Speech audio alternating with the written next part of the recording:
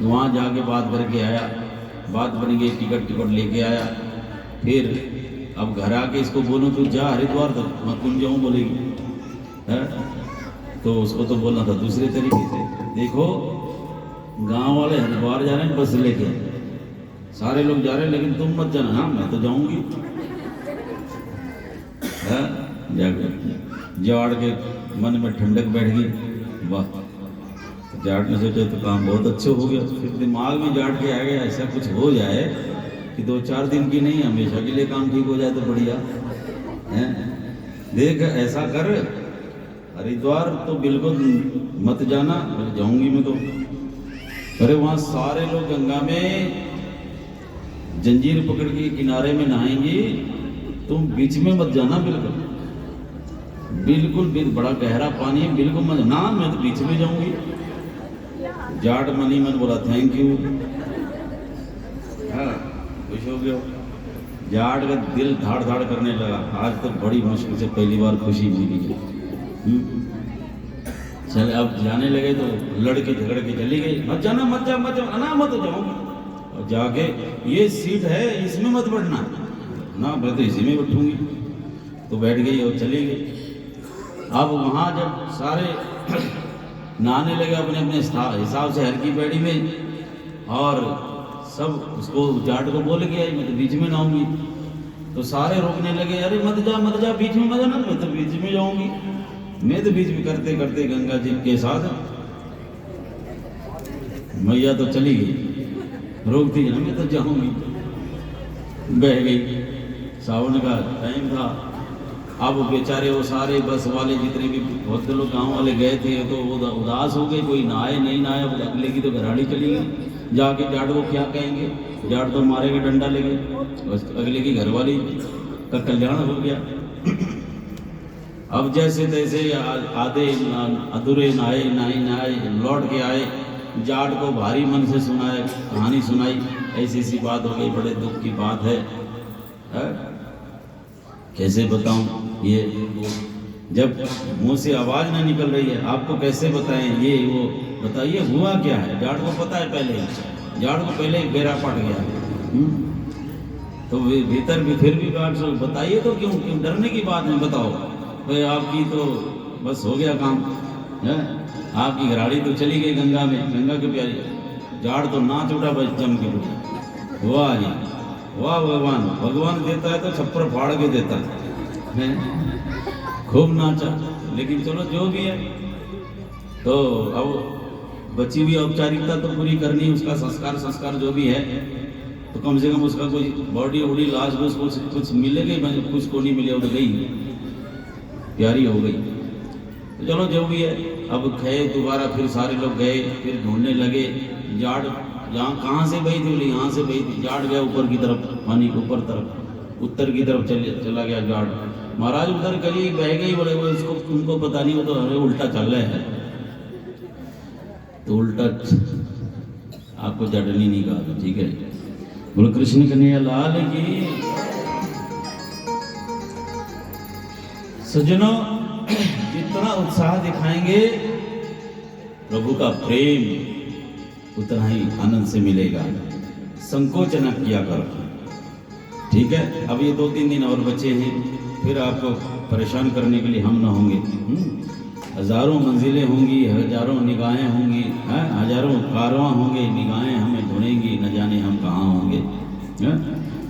तो जहाँ भी होंगे हरी चर्चा कर रहे होंगे, तो उत्साह के साथ, आनंद के साथ प्रभु प्रेम की मस्ती में डूबते रहिए, गोता लगाते रहिए, प्यार से हाजिरी लगाइए। बोलो कृष्ण कन्हैया लाल की, शंकर भगवान की।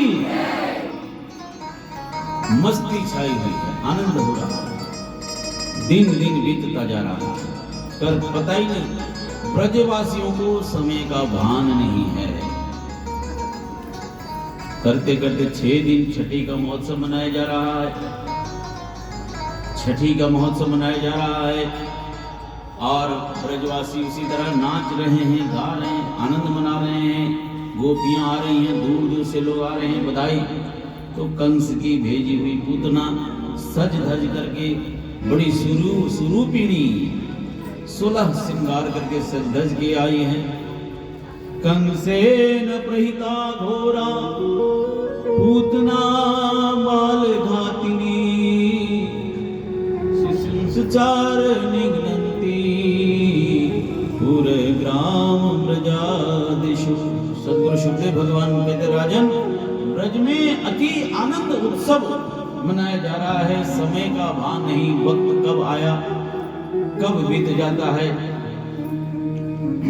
लेकिन ब्रजवासी नित्य नित्य उत्सव मना रहे हैं। इस क्रम में छठी का महोत्सव मनाया जा रहा है। गोपियां बधाई दे रही हैं और कोई नाच रही है, कोई गा रही है, कोई दधी मंथन दूध हाथ में जिसके जो लगता है प्रभु के चरणों में अर्पित करने के लिए सब दौड़ी दौड़ी आ रहे हैं। इस क्रम में भेजी हुई कंस की भेजी हुई दानवी पूतना बाल घातिनी, बच्चों को मारने वाली, सज संवर करके नव नवली दुल्हन नई गोपी बन के आई। गोपियों ने देखा बहुत सारे लोग आ रहे हैं जा रहे हैं, किसी को भान नहीं हुआ। होगी कोई शहर की है, थोड़ी मैडम टाइप की है, लेकिन आई हुई खबर सुन करके चलो बधाई देने के लिए। तो भान ने क्या, फिर उस आनंद में अपने आप को सम्मिलित करने का प्रयास किया और मौका है कि इसको किस तरह से अपने वश में करें और जिस लक्ष्य से आई है वो काम कर डालें। तो कुछ देर बाद देखा सखियां नाच रही हैं, गा रही हैं। मैं अभी मुश्किल से मैया की गोदी में लाला मैया की झोली में पहुंचे हैं, तो सीधे वहीं चली गई। किसी को कोई पता नहीं, अभी झोली में मैया की कोई सखी डाल के चली गई लाला को। तो वो लाड़ दुलार कर ही रही थी, अरे मैया कितना लाड़ कितना दुलार करते, तेरा ही तो लाला है, कितना करते, कभी कभी तो हमारी झोली में भी डाल दे। मैं दूर से आई हूँ, बामणी हूँ, इसकी मौसी लगती हूँ है, और इसको ढेर सारा आशीर्वाद दूंगी, बधाई दूंगी, तनिक मेरी झोली में डाल दे। भोली मैया न आगे सोचती न पीछे सोचती, सारी सखियां छीन छीन के ले जाती। तू मांगने आई, तू भी ले जा, ले तेरे को तू भी ले ले। और वो तो इसीलिए तो आई थी, उसने झोली पसारी और मैया ने लाला को पकड़ करके पूतना की झोली में डालने का प्रयास किया। जैसे ही पूतना की झोली में डाल दी तो यहां कुछ अजीब सी घटना घटी। कहते जैसे ही पूतना की झोली में, पूतना की गोदी में लाला जी गए और उन्होंने अपनी आंखें बंद कर दी। क्या किया? पूतना को नहीं देखा, आंख बंद कर ली। ये भी गजब की लीला है उनकी। तो आंख बंद कर ली तो संतों ने बड़ा सुंदर विचार किया, क्यों आंखें बंद की होगी? आंखें बंद इसलिए की, एक संत विचार करते हैं इसलिए आंखें बंद की होगी। प्रभु ने सोच रहे हैं ये पूतना बाल घातिनी है, बच्चों को मारने वाली हत्यारन है, पापन है, पाप कर्मों को करती है, इसीलिए ऐसे पापियों का मुंह नहीं देखना चाहिए, इसीलिए आंखें बंद कर ली। एक संत ने ऐसा विचार किया। दूसरे संत कहने लगे नहीं नहीं, मुझे तो ऐसा लगता कि मैं इस ब्रज में लीला करने आया हूं और मैंने इसके साथ भी लीला करनी है और इसका भी उद्धार करना है, लेकिन तनिक थोड़ी देर तो इसके साथ भी कुछ नोक-झोंक होना जरूरी है, इसको भी मजा चखाना जरूरी है। लेकिन मैं अगर आंखें खोलूंगा तो इसका मायावी रूप बाहर आएगा और मुझे मजा नहीं आएगा खेलने में, इसीलिए आंखें बंद कर दिया। दूसरे संत ने ऐसा विचार किया। तो कई संत लोग अलग अलग प्रकार से विचार कर रहे हैं। कई संतों ने कहा ओ हो भगवान ये सोच रहे हैं, आंखें उन्होंने इसीलिए बंद की कि मैं तो ब्रज में गोरस चखने आया हूं, दही मलाई दही दूध मिश्री मक्खन, इसका आनंद लेने आया हूं, लेकिन उसका आनंद पाऊं उससे पहले ही मुझे विषपान करना पड़ रहा है। तो दुख के कारण आंखें बंद कर ली। चौथे संत कहने लगे नहीं नहीं, हमको तो ऐसा लगता गोविंद ने सोचा मैं तो गोरस चखने आया हूँ, मेरा काम तो गोरस चखना है, मक्खन मिश्री दूध मलाई का आनंद लेना है, और ये विषपान करने की ड्यूटी तो किसकी है? भोले शंकर की है, तो भोले शंकर को आह्वान करने के लिए, बुलाने के लिए इन्होंने अपनी आंखें बंद की होगी। ऐसा अलग अलग संतों का अपना अपना विचार। एक संत ने विचार किया, उन्होंने आंखें इसीलिए बंद की होगी, वो विचार कर रहे हैं क्या, ये पुतना है, जीवन में इसने कोई सुकृत्य नहीं किया, कोई पुण्य का काम नहीं किया, कोई सुंदर कार्य नहीं किया, इसके बावजूद मुझ ब्रह्म तक पहुंच इसकी कैसे हो गई। जीवन भर शुभ कर्म करने पर भी परमात्मा का कोई अता पता नहीं, और इसने तो कोई शुभ कर्म नहीं किया, जीवन भर कुकर्म किया, बच्चों को मारने वाली आतताई है, आतंकवादी है, आतताई है, जीवन भर कोई सुकृत्य नहीं किया है, इसके बावजूद मुझ ब्रह्म तक पहुंच कैसे हो गई। इस जन्म में तो इसने कोई ऐसा शुभ काम नहीं किया, फिर भी सीधे ब्रह्म तक पहुंच हो गई। ऐसा कुछ न कुछ ऐसा कोई न कोई पुण्य जरूर है मुझ तक पहुंचने में, अभी भले ना सही हो, कभी न किसी जन्म में इसने कोई न कोई शुभ कर्म किया होगा। झांकने के लिए इन्होंने आंखें बंद की, उस पिछले जन्म को झांकने के लिए, चिंतन करने के लिए कान्हा ने आंखें बंद की होगी।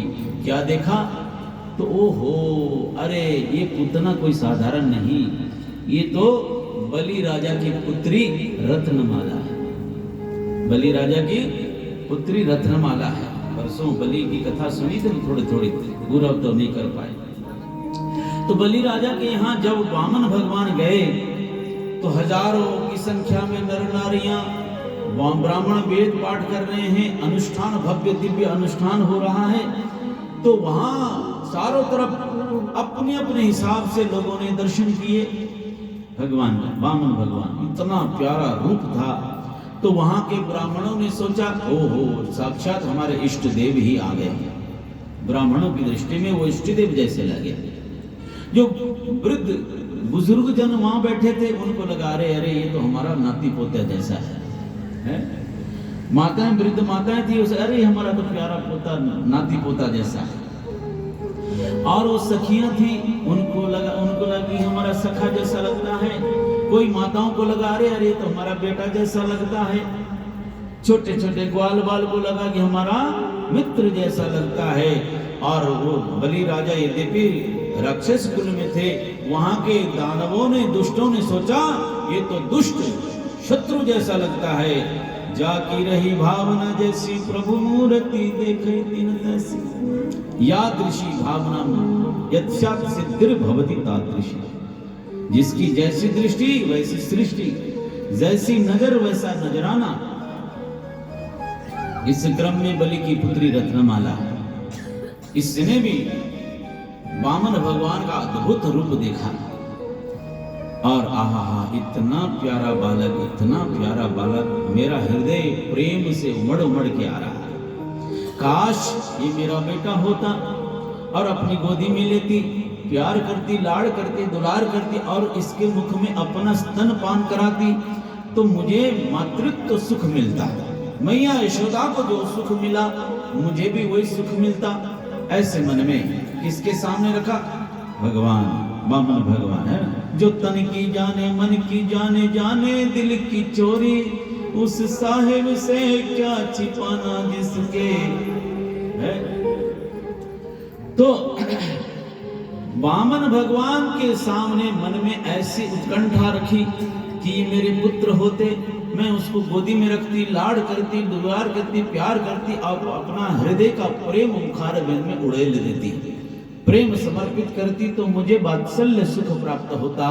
तो भगवान ने मन ही मन तथास्तु कर दिया, जाओ आंटी, तुमको ये मौका मिलेगा, समय आने पर आपको ये अवसर अवश्य मिलेगा। जब से तो खुश तो हो गई, वात्सल्य सुख की कल्पना की, लेकिन थोड़ी देर में 3 पग जमीन के माध्यम से बलि का सर्वस्व हरण कर लिया, पिता का सर्वस्व हरण कर लिया। और जिसको मैं बेटा समझ के बैठी थी, तो बेटा नहीं, तो बाप है, इसने तो मेरे पिता का सर्वस्व हरण कर दिया, तो लुटेरा है, तो छलिया है, इसको तो दूध नहीं, इसको तो विषपान कराना चाहिए। भगवान बोले तथास्तु, बोले कृष्ण कन्हैया लाल की।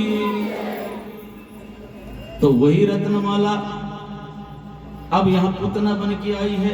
विश्व पान कराने के लिए। और भगवान ने देखा तो थोड़ी देर में एकांत पाकर के उसने अपना स्तन जो है गोविंद के मुखारबिंद पे रखा। पहले तो गोविंद ने उसका जो वात्सल्य सुख पाने की भावना थी मैया यशोदा की तरह गोविंद के मुखारबिंद में अपना हृदय का संपूर्ण प्रेम उड़ने का भाव रखा था। वही प्रेम, वही यशोदा को जैसा जो सुख लाला के मुखारबिंद से अपना हृदयामृत अर्पित करने का सुख मिलता था, वही सुख लाला ने उस पापी पुतना को भी दिया। गोविंद हिसाब किताब रखते नहीं, तो उन्होंने वही सुख दिया। मैया यशोदा की तरह आनंदित हो गई। तो थोड़ी देर में सोचने लगे अभी इसको आनंदित करूंगा, लेकिन इसको मैं छोड़ दूं तो फिर जाकर के दुनिया का फिर वही कुकर्म करेगी, बच्चों को मारने का काम करेगी। मुझ ब्रह्म तक पहुंच होने के बाद भी फिर कुकर्म में फंस जाएगी। अब तो ये बदनाम नहीं होगी, अब तो मैं बदनाम हो जाऊंगा कि मुझ ब्रह्म तक, परमात्मा तक पहुंचने के बावजूद फिर दुनिया के प्रपंच में फंसेगी तो ठीक नहीं होगा। इसको तो सीधे परलोक परम धाम भेज देना चाहिए। और भगवान ने उसके प्राणों को हरण करना शुरू कर दिया। जैसे प्राण चूसने लगे, प्राण हरण होने लगे, प्राण क्षीण होने लगे, प्राण जब कम होने लगे तो अब उसका कहीं मायावी रूप न प्रकट हो जाए। उतना को इतना सोचना, इतना मन में आ गया, अगर मेरा मायावी रूप, राक्षसी रूप सामने आ जाए तो ये ब्रजवासी मुझे डंडों से स्वागत करेंगे, मुझे मार पड़ेगी, यहाँ से भागना होगा। लेकिन जिस काम के लिए आई थी वो काम तो हो न सका। लेकर के लाला को भागी, आसमान में उड़ी, जितनी बच्ची कुछ ताकत थी आसमान में उड़ी। मुझे छोड़ दे, मुझे छोड़ दे, मुझे छोड़ दे, मुझे मुक्त कर दे, मुझे मुक्त कर दे। लाला बोले तुझे सारी दुनिया मुझे पकड़ना चाहती है, ऋषि मुनि ज्ञानी जानी सारे मेरे पीछे पड़े, कैसे प्रभु को पकड़े, कैसे परमात्मा को पाए। मुझे पाने के लिए सब दौड़ते हैं और तू कहती है मुझे छोड़ दे, मुझे छोड़ दे।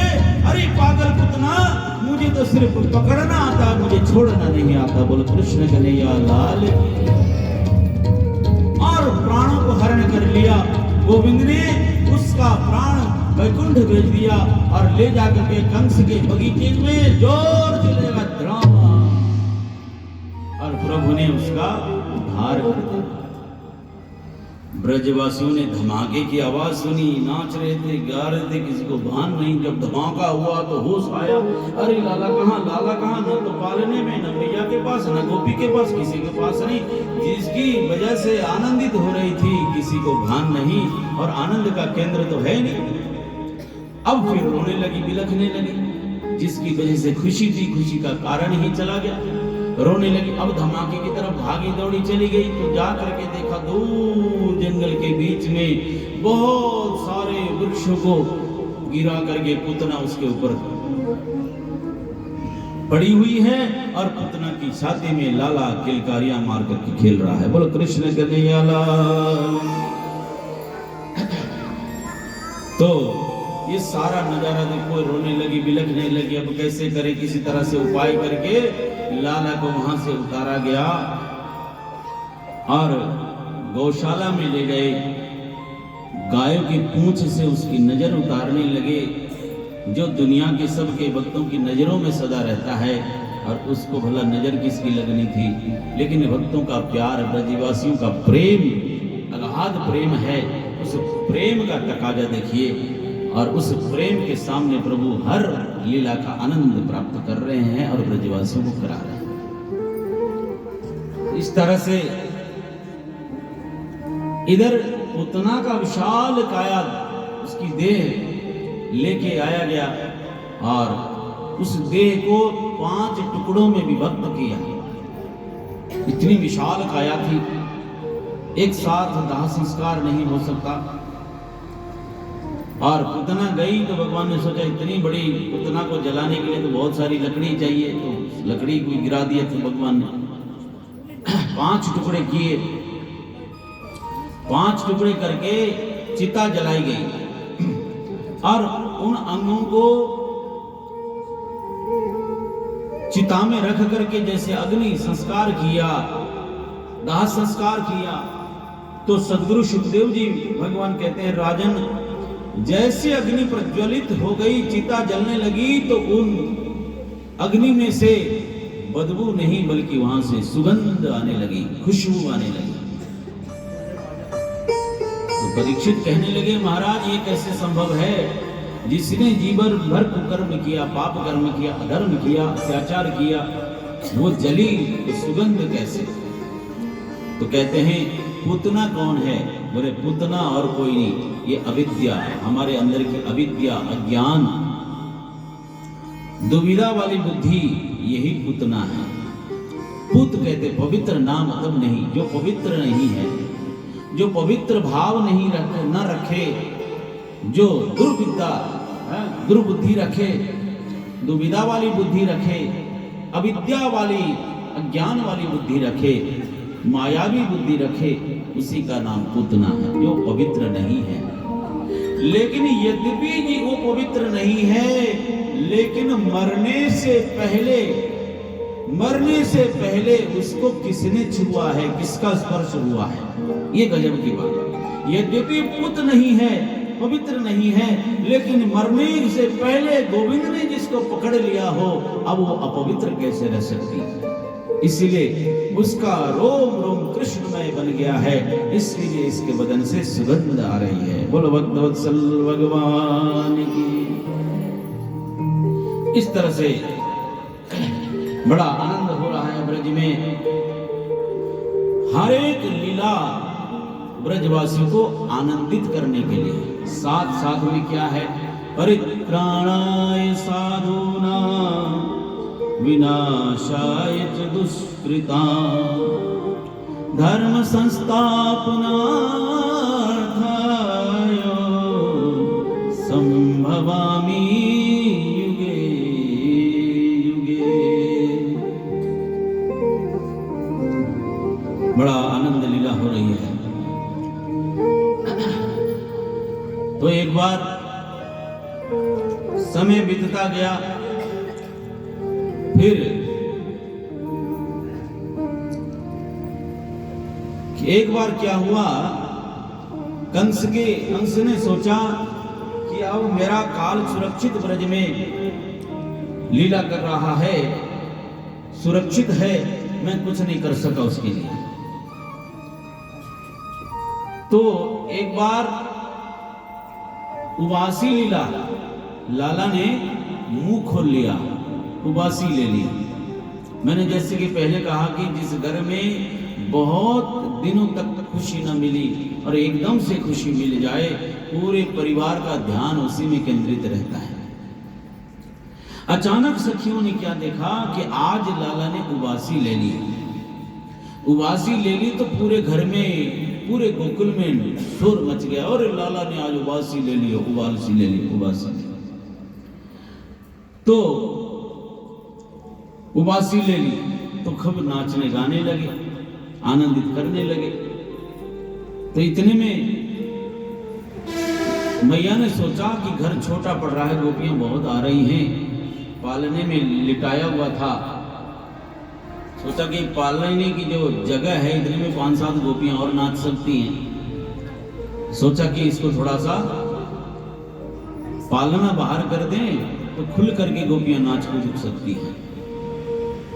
तो मैया ने क्या किया, कुछ ग्वाल वालों को साथ लेके पालना उठा करके बाहर बैलगाड़ी के नीचे, छांव भी मिल जाए बोल के उसके नीचे धर दिया। अब गोपियां मस्ती से नाच रही हैं, गा रही हैं। लाला ने सोचा लो कर लो बात है, जो आनंद का केंद्र मेरी वजह से नाच रही कूद रही और मुझे कर दिया भाई भाई बाहर है, और खुद मजे ले रहे हैं अंदर, मुझे बाहर कर दिया। और भगवान, जैसे भक्त भगवान के बिना रह नहीं सकता, ऐसे भगवान भी भक्तों के बिना रह नहीं सकता। उनको भी वही प्यार चाहिए, वही प्रेम चाहिए। और ये अंदर मस्ती कर रही है, मुझे छोड़ दिया बाहर, तो मैं तो कुछ न कुछ ऐसा करूंगा जिसकी वजह से मुझे वो हर पल साथ में रखें। 2-4 ग्वाल वालों को कहा जरा ध्यान रखना लाला का, तुम यहीं बैठे रहना और हम यहाँ नाचेंगे कूदेंगे अंदर घर में। अचानक कंस का भेजा हुआ सकटासुर वो पहुंचा था पूतना की तो छुट्टी हो गई, मैं कोई ऐसी योजना बनाऊं कि चुटकी में इसका काम हो जाए। सकटासुर बैलगाड़ी के ऊपर हावी हो गया। कोई देखा नहीं, छोटे छोटे बच्चे ये क्या कर डालेंगे। सकटासुर ने अपना भार बढ़ाने की कोशिश की कि मैं बैलगाड़ी से इसको ऐसा दबा दूं वही चटनी बन जाएगा, मेरा काम हो जाएगा, महाराज वंश से बख्शिश मिलेगी, उपहार मिलेंगे। तो जैसे भार बढ़ाने लगा, बैलगाड़ी नीचे आने को हुई, इतने में कन्हैया ने हाथ पांव उछाले, ऐसे उछालते उछालते एक लात ऐसी मारी कि बैलगाड़ी के सहित वो सकटासुर धड़ाम से गिरा और उतने में उसका उद्धार हुआ। बोलो भक्तवत्सल भगवान की। अरे सकटासुर राक्षस मर गया, जयकारा लगा दो, क्या बात है? कोई नाराजगी है? क्यों मार दिया हमारे वाले को? है? जोर से जयकारा। बोलो कृष्ण कन्हैया लाल की, भक्तवत्सल भगवान की। तो जैसे ही वो उद्धार हो गया, जय जयकार और धड़ाम की आवाज सुन के सारी सखियां बाहर आई और छोटे छोटे ग्वाल वालों ने कहा, अरे लाला ने मार दियो, लाला ने मार दियो, लाला ने लात मार के मार दियो। छोटे छोटे बच्चे, ये तो इतना छोटा सा तो बालक है, कैसे मार सकते? गोपियों की किसी को विश्वास नहीं, लेकिन ग्वाल वालों ने देखा, छोटे छोटे बच्चों ने देखा था, लात उठाई थी ज्ञाना ने और धड़ाम से छाल मारी थी। और जब बच्चों ने कहा तो कोई सखी विश्वास करने को तैयार नहीं, और वहां से लाला को उठाया, फिर उसी तरह नाच गान आनंद होने लगा। ऐसे ही एक बार फिर आगे, एक बार मैया गोदी में लेकर के स्तनपान करा के बैठी थी। अभी बहुत सारा काम धंधा करके थोड़ी देर फुर्सत कि चलो मैं लाला के मुखारविंद में हृदय का प्रेम अर्पित करते हुए थोड़ी देर सुख का क्षण व्यतीत करूं। आंगन में बैठ करके लाला को दुग्ध पान करा रही थी। इतने में क्या किया, उधर से कंस का भेजा हुआ दूसरा आ गया, तृणावर्त, ये जो भंवर सी हवा चलती है घूम घूम के, क्या बोलते हैं आपके यहाँ? चक्र है, क्या बोलते हैं आपके यहाँ? जी पूरी, हाँ, जो घूम घूम के होती है, बबुरिया,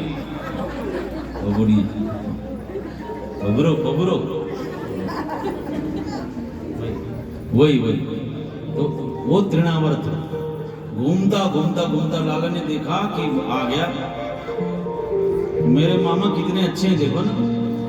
लाला सोचे मेरे मामा बहुत अच्छे हैं, नए नए खिलौने भेज रहे हैं। और भांजा जितना खिलौना तोड़ेगा मामा उतना भेजेगा, है? अगर तोड़ेगा ही नहीं तो कौन देगा? इसके पास तो पड़ा है, क्यों देंगे? तो जितना मैं तोड़ूंगा उतना खिलौने मिलेंगे। और आज तो देखो मेरे मामा कितना खुश हो गए, हेलीकॉप्टर भेज दिए पूरे। आज हेलीकॉप्टर की सैर करेंगे। और मैया दुग्ध पान करा रही थी। इतने में सोचा कि ये आए तृणावर्त और यहाँ ब्रज में उपद्रव मचाए, उससे पहले इसको बाहर से बाहर निपटा देना। और मैया लाला ने क्या किया, तो शरीर का भार बढ़ा दिया। शरीर का भार इतना बढ़ा दिया, मैया को गोदी में लेना मुश्किल हो गया। अरे कितना दूध पी रहा है, इतना भारो हो गया, अब गोदी में रखना मुश्किल हो गया। मैया को लगा कि वो घर का सारा काम पड़ा है, इसको दूध पिलाती रहूंगी, मेरे गोटे दुखाती रहूंगी, इधर ले तू यहीं को आराम कर। उसी भूमि में पटक के चली गई मैया अंदर। लाला बोला थैंक यू मैया, मुझे तो खेलना है। और जैसे ही तृणावर्त आया और उसने लाला को उठाया, उसे क्या बम्बरू उसने उड़ाया ऐसे लाला। और आज कन्हैया बड़ा मजा आ रहा है, वाह आज तो मामा ने ऐसा हेलीकॉप्टर भेजा है, और इसमें घूमने का जो मजा है, बहुत मस्ती करी, आनंद लिया। और उसमें घूमते रहे, फिर थोड़ी देर में जैसे पहले तो उसके हाथ से घूमते रहे, फिर थोड़ी देर में भगवान ने उसी हेलीकॉप्टर को यानी कि तृणावर्त को पकड़ करके ऐसा घुमाया, उससे भी ज्यादा घुमा के ले जाकर तृणावर्त का भगवान ने उद्धार कर दिया। एक एक करके। इसलिए आए भगवान, परित्राणाय साधुना विनाशाय च दुष्कृता।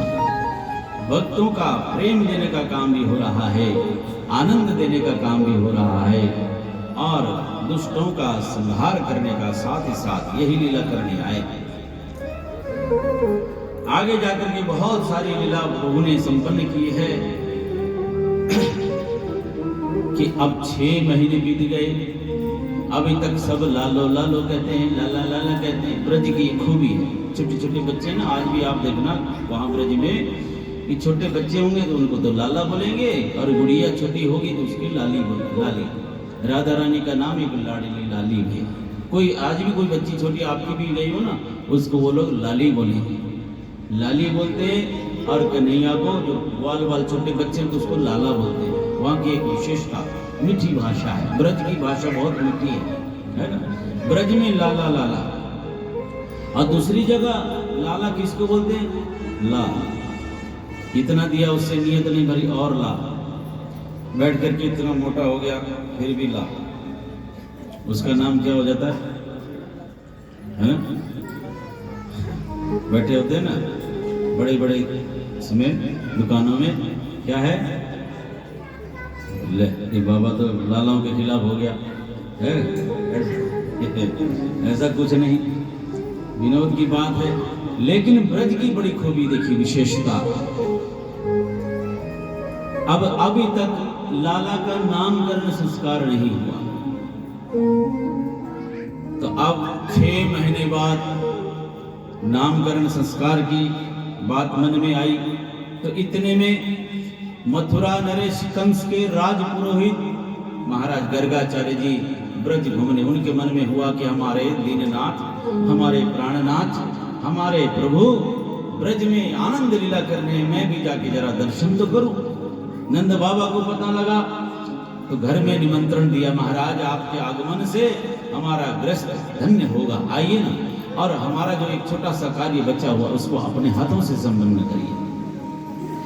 तो कहने लगे, प्रभु आप हमारे बच्चों का नामकरण संस्कार कर दे। तो तैयारी होने लगी। गर्ग ऋषि ने उनके निमंत्रण को स्वीकार किया। फिर नंद बाबा ने गौशाले में विधिवत अनुष्ठान का आयोजन किया, और गर्ग ऋषि ने कहा कि ज्यादा हो हल्ला मत करना, बहुत बड़ी पार्टी मत रखना, ज्यादा बड़ा हंगामा मत करना, चुपके चुपके, क्योंकि अब कंस को पता चलेगा तो मेरा भी कल्याण कर देगा वो। इसीलिए चुपके चुपके तो गौशाले में जाकर के कि 2-4 कुछ एक परिवार के लोगों को बुलाया, नामकरण संस्कार की तैयारी हुई। इधर मैया यशोदा और रोहिणी, मैया यशोदा और रोहिणी दोनों के मन में भाव आया कि हमने सुना कि गर्गाचार्य त्रिकालदर्शी हैं, तीनों कालों के ज्ञाता हैं, भूत भविष्य वर्तमान जानते हैं, मन की बात जानते हैं।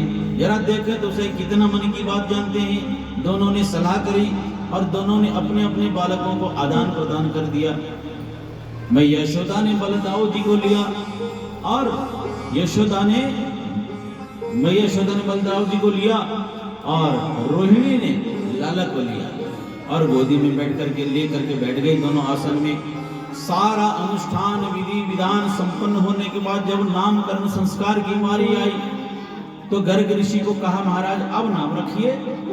तो जैसे मैया यशोदा की गोदी में लेटे हुए कन्हैया को देख करके, वाह यहाँ तो मेरे साथ भी लीला हो रही है, यशोदा की गोदी में इशारा करते हुए गर्ग ऋषि कहने लगे, अयम रोहिणी पुत्रो रमयन सुहृदो गुणै आख्या सते रामैति बलाधिक्या बलंबिदो।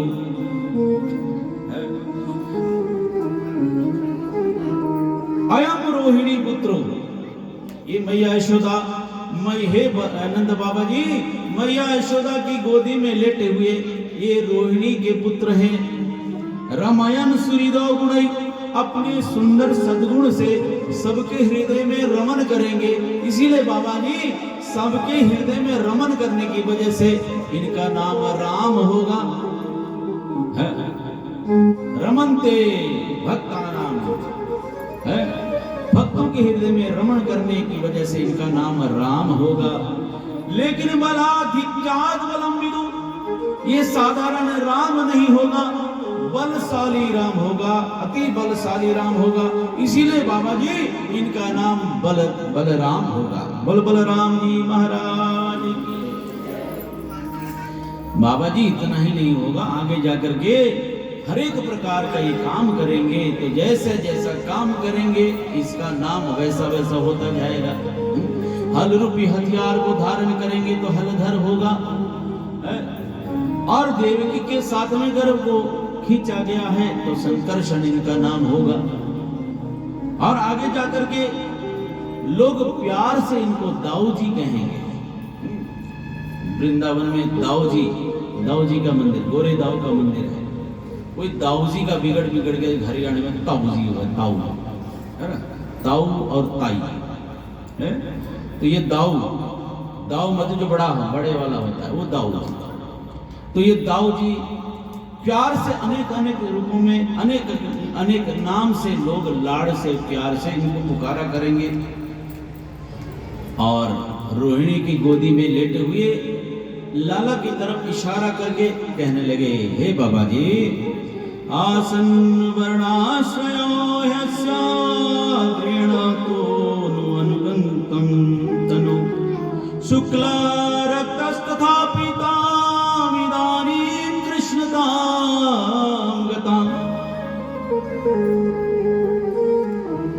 बाबा जी इनके बारे में तो मैं क्या कहूँ है, ये तो अलग अलग युगों में अलग अलग नाम रूपों को धारण करके आए हैं।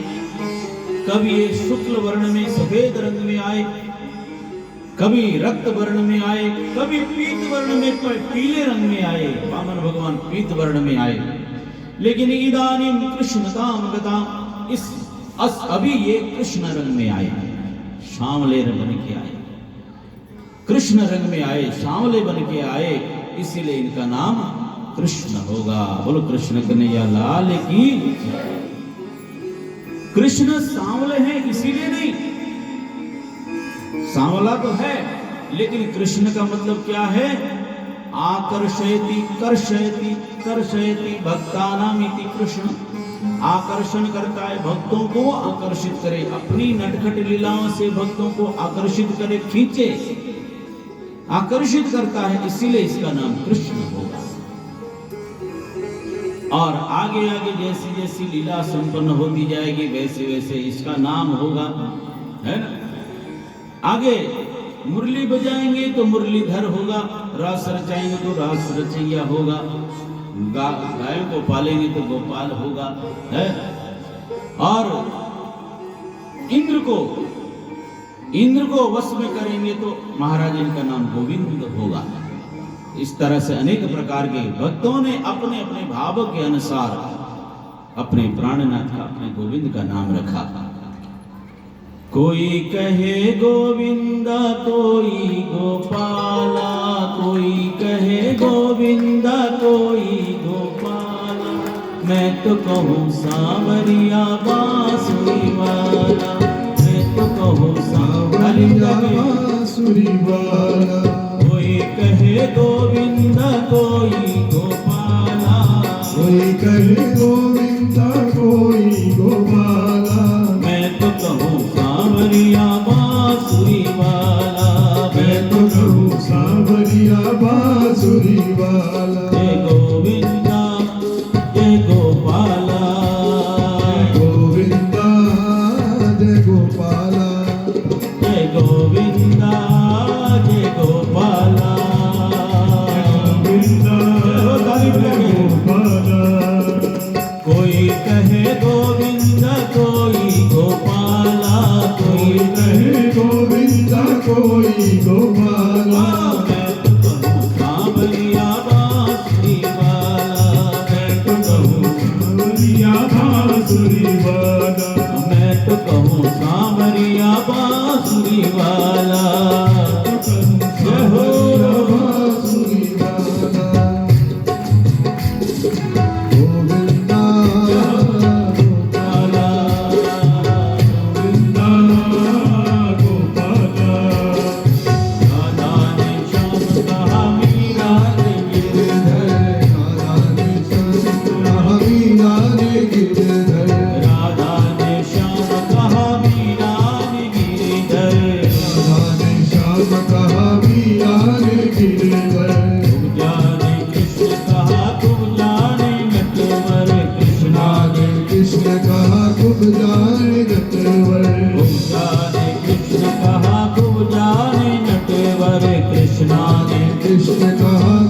लाल नटवर ग्वालों ने पुकारा कह करके ग्वाला, ग्वालों ने पुकारा कह करके ग्वाला। मैं तो कहूँ सावरिया बांसुरी वाला, मैं तो कहूँ सावरिया बांसुरी वाला। मैं तो कहूँ सावरिया मैं तो अरे बजा के। सावरिया बांसुरी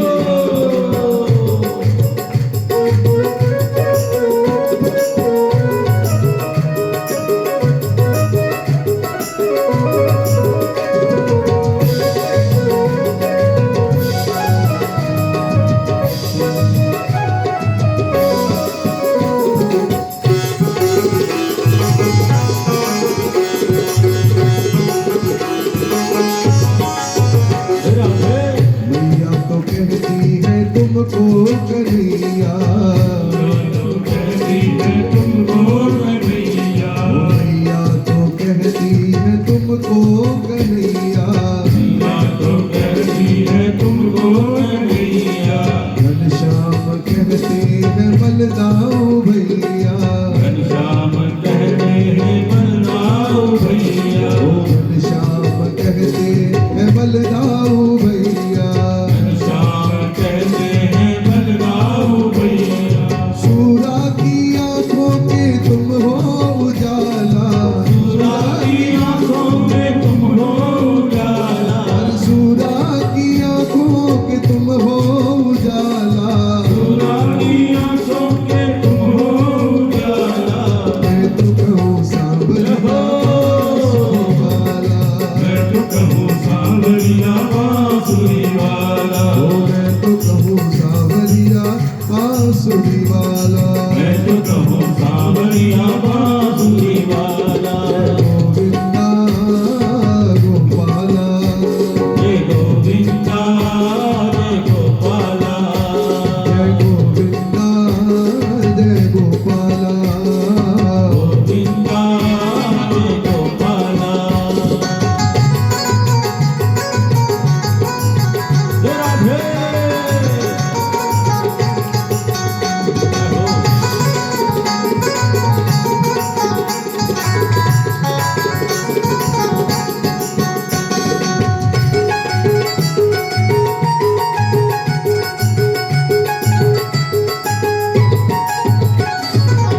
विश्व के बनवारी उद्धव के मोहन, के बनवारी अर्जुन के मोहन, विश्व के बनवारी अर्जुन के मोहन।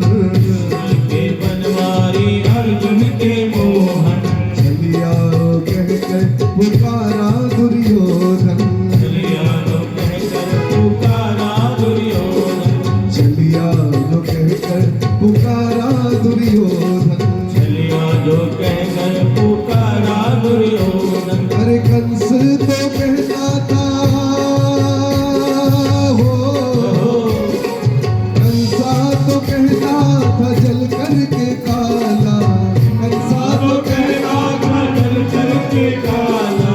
मैं तो कहूँ मैं तो कहूँ सावरिया बांसुरी वाला।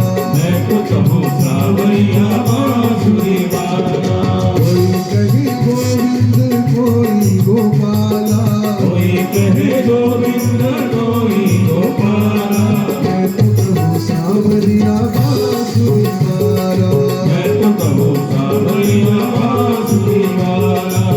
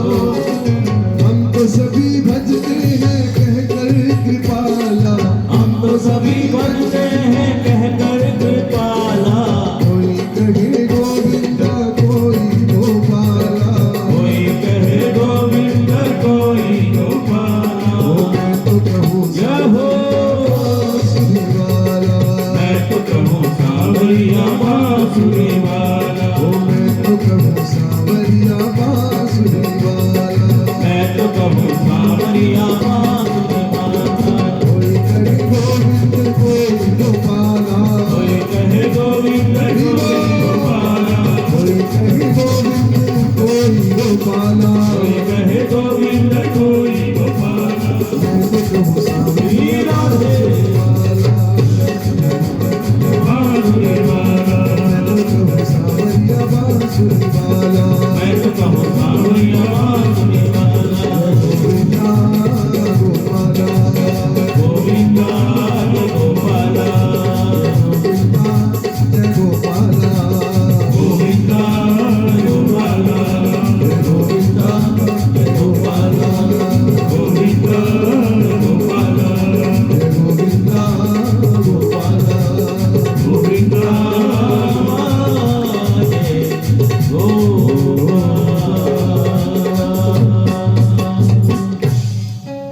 श्री वृंदावन बिहारी लाल की, भक्तवत्सल भगवान की।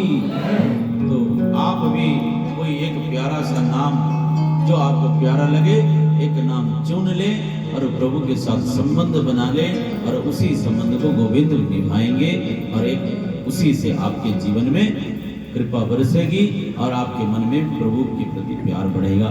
हमारे बलजीत जी आप कुछ सूचना दे रहे हैं, इसको आनंद लीजिए। फिर हरिओम हरिओम हरिओम। स्वामी जी के चरणों में वंदन, आप सबके गुरुओं को वंदना।